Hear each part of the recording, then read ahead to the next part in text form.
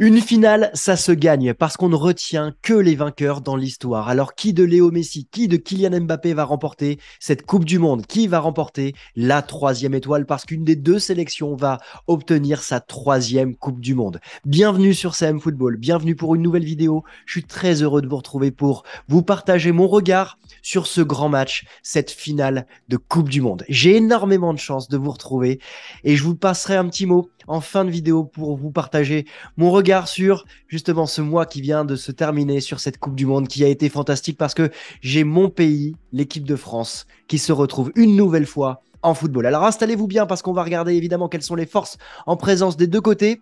Et si vous voulez un regard supplémentaire uniquement sur l'Argentine, vous avez la vidéo que j'ai réalisée hier. Pourquoi l'équipe de France doit craindre spécifiquement cette équipe argentine. Mais là, on va parler des deux sélections. Alors, quelle est la dynamique du moment? Je vais vous parler de signaux forts et de signaux faibles. Les signaux forts, c'est évidemment cette demi-finale de l'Argentine face à la Croatie, une victoire 3-0, une victoire évidemment acquise dans la première mi-temps qui permet à cette équipe argentine de pouvoir aborder la finale avec beaucoup de sérénité. Déjà, elle a 24 heures de repos supplémentaires, ça évidemment elle n'y est pour rien, mais elle s'est rendue le match facile dans cette rencontre qu'on avait débriefé. Elle s'est rendue le match facile après avoir mené 2-0. C'est sûr que quand tu mènes 3-0 à la 60e minute, tu peux reposer tes effectifs, tu peux faire tourner, tu peux faire rentrer du sang frais et tu peux analyser différemment ta rencontre, d'autant plus que tu as énormément de force avec un Acuna qui était suspendu, un Tagliafico qui était présent, et donc tu as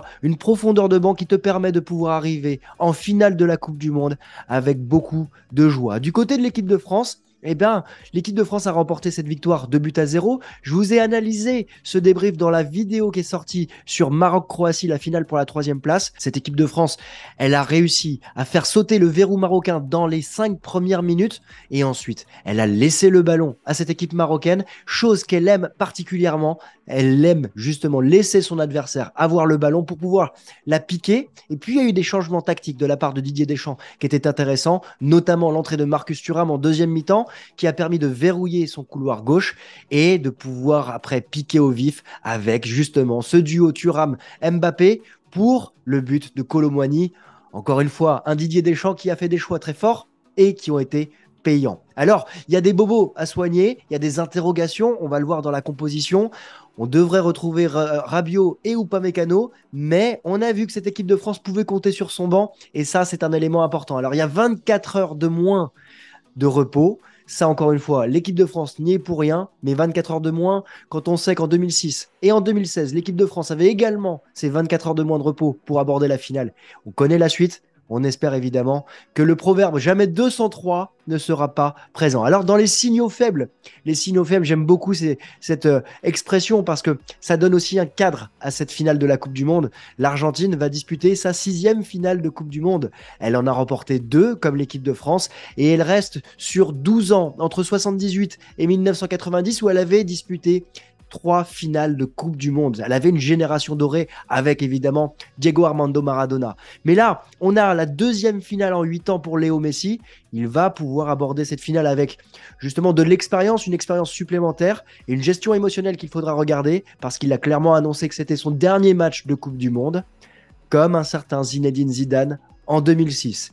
Important de voir aussi que tout un peuple est derrière cette équipe argentine, comme si le guide Léo Messi portait en lui cette Coupe du Monde. On verra évidemment comment ce match va être abordé. Du côté de l'équipe de France, on a une génération extraordinaire. Depuis 24 ans, l'équipe de France va réaliser la 4e finale de son histoire. 4e finale de son histoire en 24 ans. Je ne sais pas si on s'en rend compte, mais il faudra prendre le temps d'analyser cette génération exceptionnelle parce qu'en tant que Français, on a énormément de chance. C'est exceptionnel. Alors, on a eu des moments très faibles, comme en 2002, comme en 2010, portés par notre arrogance, c'est certain.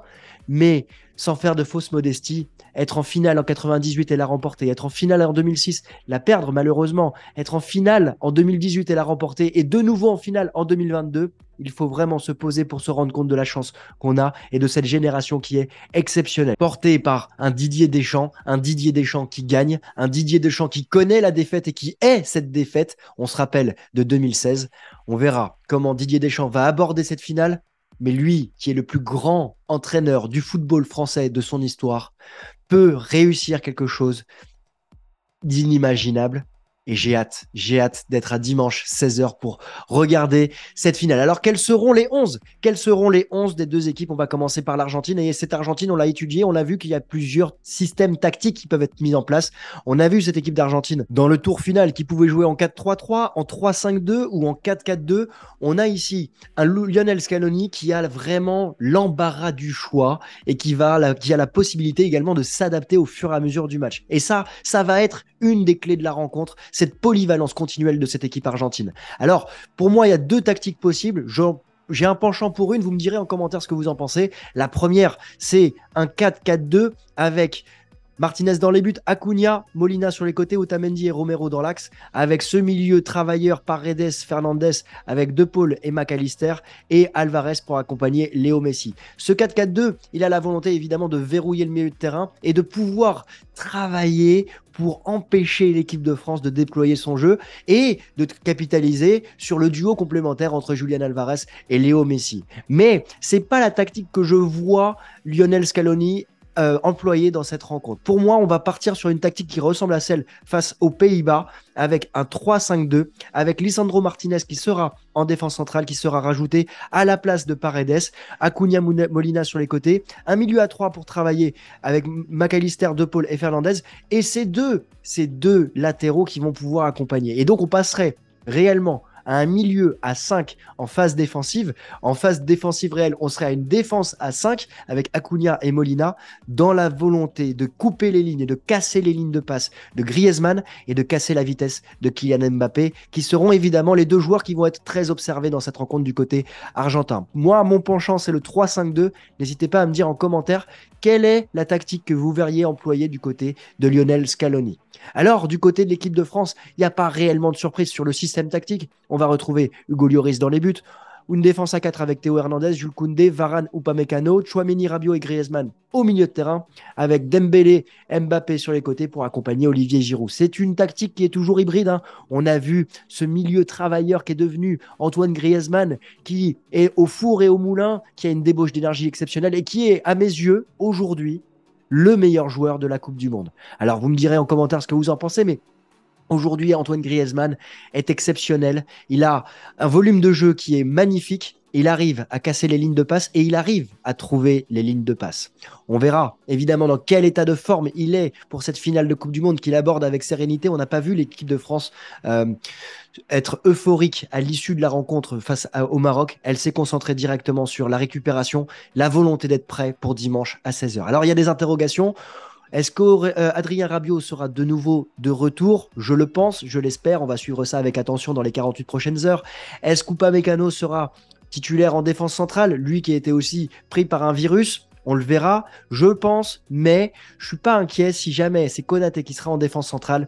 J'imagine que cette équipe de France, elle aura encore de grandes valeurs de combativité à mettre en place pour aller chercher. Après, c'est la profondeur de banc. Comment justement cette équipe de France va jouer au fur et à mesure de la rencontre avec 24 heures de repos en moins. Si le match venait à aller en prolongation, on verra quel système sera mis en place. Est-ce que Giroud sera là pendant les 90 minutes? Est-ce que Marcus Thuram va rentrer avec Kylian Mbappé dans l'axe? Ce sont des questions. Et dans quel état de forme sera comment? Lui qui a été touché également par le virus. Alors on va passer aux clés de la rencontre. Et pour parler de ces clés, il faut d'abord regarder qui aura la possession. À gauche, l'Argentine avec une moyenne de possession à 59%. Mais moi, ce qui m'intéresse, c'est de regarder les deux derniers matchs de cette Argentine face aux Pays-Bas et à la Croatie. Elle a volontairement laissé le ballon à son adversaire, chose que l'équipe de France n'apprécie guère. Regardez les statistiques à droite de l'équipe de France sur les deux derniers matchs. Elle a eu 42% du temps le ballon face à l'Angleterre, 39% du temps face au Maroc. Cette équipe de France n'aime pas avoir le ballon. Cette équipe argentine, elle sait laisser le ballon à son adversaire. Ça sera la première clé de la rencontre. Qui n'aura pas le ballon? C'est assez absurde, mais c'est le cas parce que l'équipe de France a cette faculté de pouvoir piquer son adversaire. Est-ce qu'elle commencera le match en mettant la pression sur cette équipe argentine, comme elle l'avait fait en 2018 avec un Kylian Mbappé qui avait eu des espaces?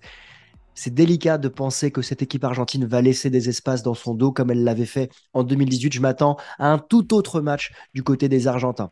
Il y a un point important à regarder concernant les attaques et les défenses. Regardons les statistiques à ce point. On a une équipe d'Argentine qui a marqué 12 buts sur 54 occasions, une équipe d'Argentine qui a encaissé 5 buts sur seulement 12 chances laissées à son adversaire.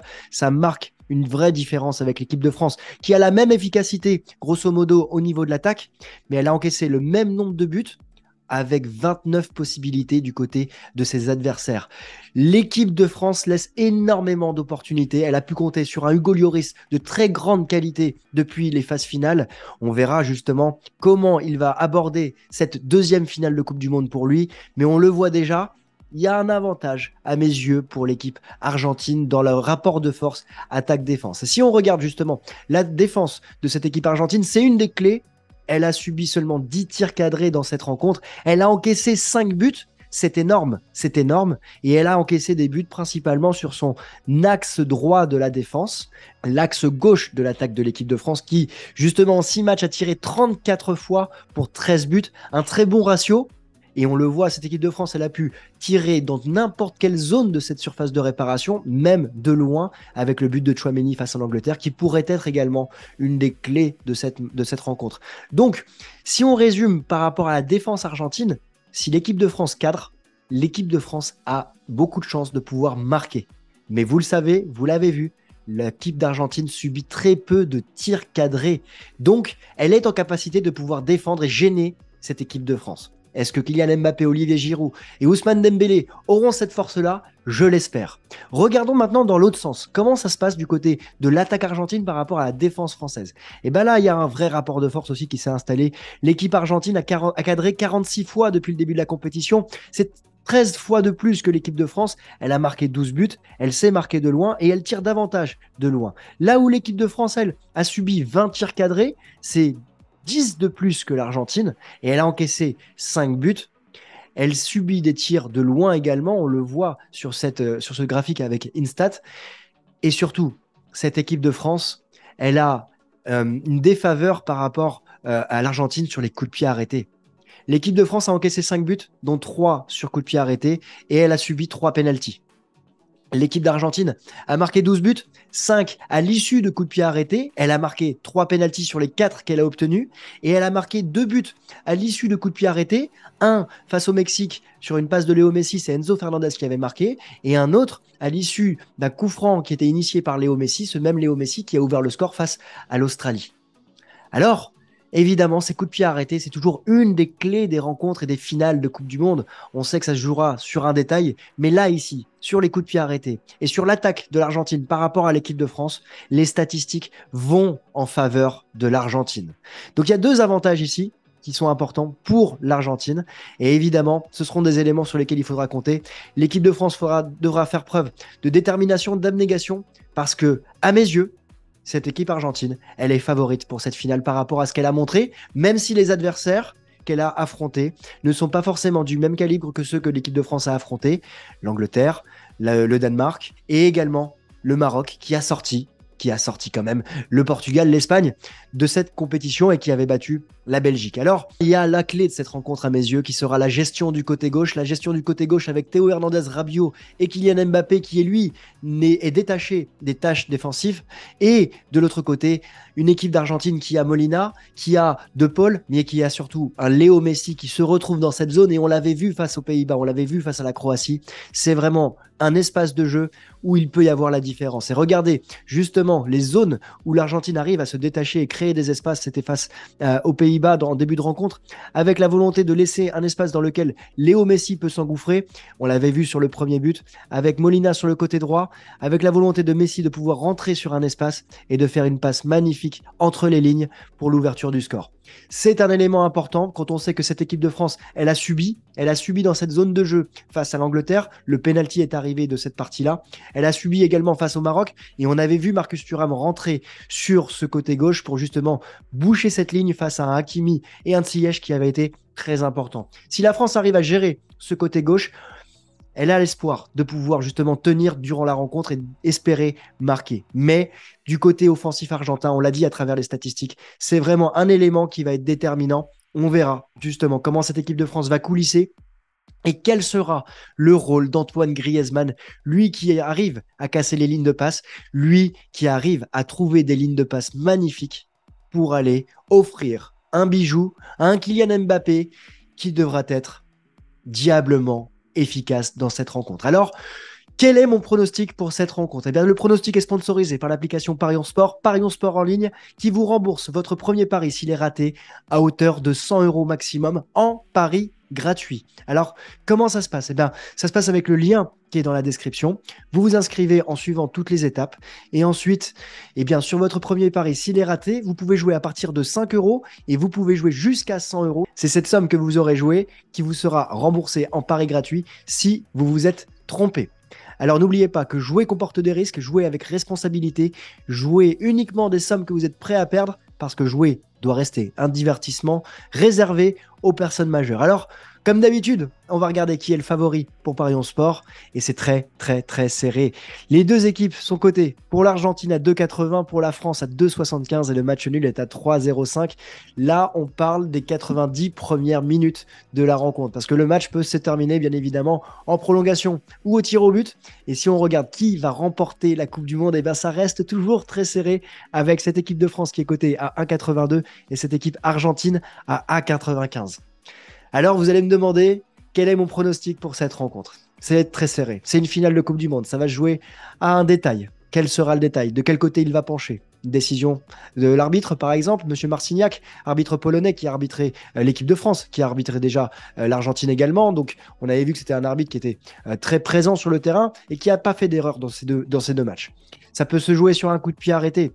Ça peut se jouer également, je ne l'espère pas, au tir au but, parce que c'est terrible de finir une finale de Coupe du Monde au tir au but. La blessure est encore ouverte pour 2006 de mon côté, avec cette finale perdue face à l'Italie.